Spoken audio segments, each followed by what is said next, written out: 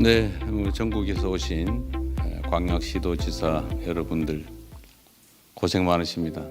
그리고 함께 하게 돼서 반갑습니다. 오늘은 우리 시도지사님들 말씀하실 기회를 많이 확보해 드리기 위해서 제가 드릴 말씀은 최소한으로 줄여서 하도록 하겠습니다. 사실 대한민국의 지방자치가 시작된 게 상당히 오래됐습니다.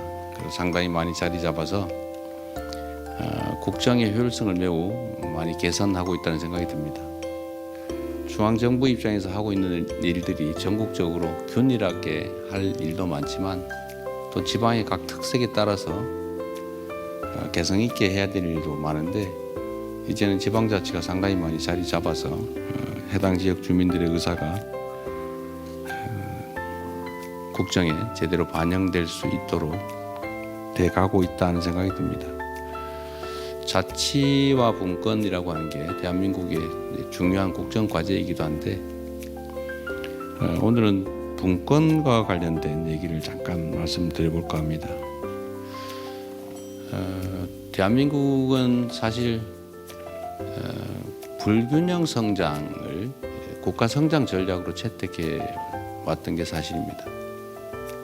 그러다 보니까 모든 자원들을 특정 지역, 특정 영역, 특정 부류에게 집중해 왔기 때문에 그 부작용으로 수도권 일극 체제라고 하는 게 이제 생겨나게 됐고 이게 한때는 매우 효율적인 국가 성장 발전 전략이었는데 지금은 성장 발전을 저해하는 요소가 돼 가고 있습니다. 새로운 정부는 대한민국의 지속적인 성장 발전을 위해서 균형 발전이 지역에 대한 지방에 대한 배려가 아니라 또는 시혜가 아니라 국가의 생존을 위한 생존 전략이다 이렇게 생각하고 있습니다. 이번에 소비 쿠폰 지급에서도 저희가 이제 명백하게 보여드린 것처럼 수도권보다는 지방에 더 인센티브를 지급하자. 똑같이가 아니라 더 많은 지원을 해야 비로소 균형을 조금이라도 유지할 수 있다는 생각을 이번 정책으로 나름 시연해 봤습니다. 앞으로 국가 정책 결정이나 예산 재정 배분에서도 이런 원칙을 최대한 강화해 나가려고 합니다.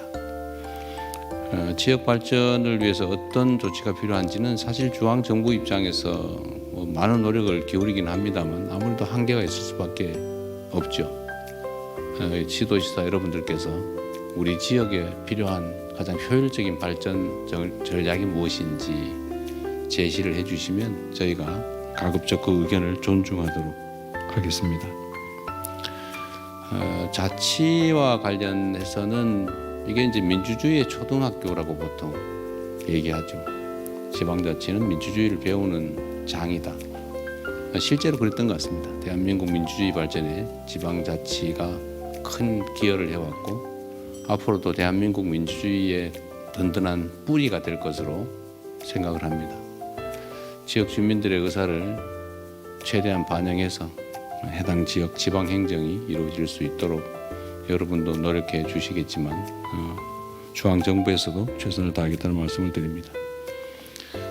마지막으로 국민의 생명과 안전을 지키는 것이 국가의 제1의 책무인데 아무래도 이 국민들의 생명 안전을 위한 현실적인 조치들은 지방정부의 역할이 매우 크다고 생각이 됩니다. 지금까지도 잘해주고 계시지만 지금보다는 조금 더 국민의 생명 안전을 지키는데 조금만 더 많은 배려를 부탁드립니다. 한 사람의 생명이 우주의 무게를 가지고 있다는 생각으로 국민의 생명과 안전을 지키는 일선에서 지금보다 조금 더 노력해 주시길 당부드리면서 다시 한번 여러분 환영합니다. 반갑습니다. 안녕하십니까. 대한민국 시도지사협의회장을 맡고 있는 인천시장 유정복입니다. 먼저 국민이 주인인 나라 국민주권 정부의 출범을 17개 시도지사 이름으로 진심으로 축하드립니다. 그리고 대통령님께서 조속히 우리 시도지사와의 간담회 자리를 마련해 주셔서 감사합니다. 대한민국 시도지사 모두는 국민의 행복을 위한 국민 주권 정부의 성공을 기원하면서 지방정부 차원에서도 최선을 다할 것이라는 말씀을 드립니다.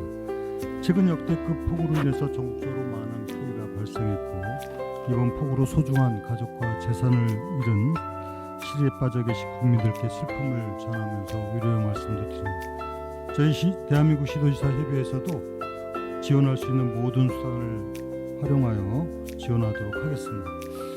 대통령님께서는 취임사에서 지금은 벼랑 끝에 몰린 민생을 되살리고 성장을 회복해서 모두가 행복한 내일을 만들어갈 시간이라고 말씀을 하셨습니다. 민생 회복과 경제 성장은 국민들의 일상 속 현장에서 답을 찾을 수 있고 또 현장에 토대를 둔 정책만이 국민의 행복을 보장할 수 있다고 생각합니다. 대통령께서도 성남시장과 경기도지사 시절의 경험을 바탕으로 항상 현장의 중요성을 강조하고 계신 것으로 생각합니다. 모든 국민이 대한민국 국민인 동시에 또 지방정부의 주민이고 국민들의 삶의 현장 역시 지방정부의 토대를 두고 있습니다. 결국 17개 시도가 곧 대한민국이고 중앙정부와 지방정부는 대등한 국정 운영의 동반자입니다. 무엇보다도 저는 이 자리를 빌어서 대한민국의 미래를 위한 지방분권형 개헌에 대한 제언을 말씀드리고자 합니다. 중앙집권적인 사고에서 비롯된 시대착오적인 중앙지방의 정치행정 체계는 불평등한 재정 분배 방식과 각종 규제 등으로 지방정부가 책임을 다하는 데 한계 상황에 있는 것이 사실입니다. 이를 해결하기 위한 근본적인 방안은 결국 지방분권형 개헌을 추진하는 것입니다. 지방분권의 정신을 헌법에 포함시키는 지방분권형 헌법 개정안을 마련하고 중앙정부에 집중된 자치조직권, 인사권, 재정권 등의 권한을 합리적으로 지방정부에 과감하게 이양할 필요가 있습니다. 특히 주요 특별지방행정기관을 지방으로 이관하고 이 과정에서 지방정부의 참여를 보장해야 합니다.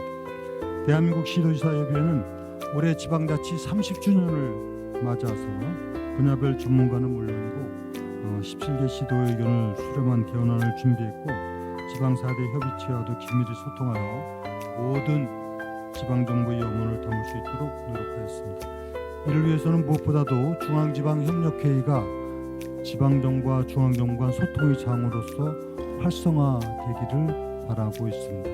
2022년부터 시행되고 있는 중앙지방협력회의법은 중앙정부와 지방정부 간의 소통 채널인 중앙지방협력회의를 규정해 놓고 있고 분기별로 정례회를 하도록 명시화되어 있습니다.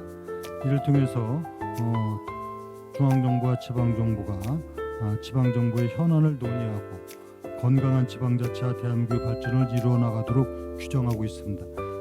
그러나 올해 전반기 국정 혼란으로 인해서 법률의 근거를 둔 중앙지방협력회의가 아직 개최되지 못했고 지역의 많은 현안을 다루지 못하는 문제가 있습니다. 중앙지방협력회의 조속한 개최를 통해서 민생의 안정과 대한민국의 발전을 도모하고 지방분권형 개헌에 대한 논의도 지속적으로 이루어지기를 기대하고 있습니다. 앞으로도 우리 17개 지방정부는 민생의 고통을 덜어내고 다시 성장 도약하는 나라를 만드는데 그리고 국민의 안전하고 평화로운 일상을 책임지는 데 앞장서겠다는 말씀으로 인사 말씀을 가름하겠습니다. 감사합니다.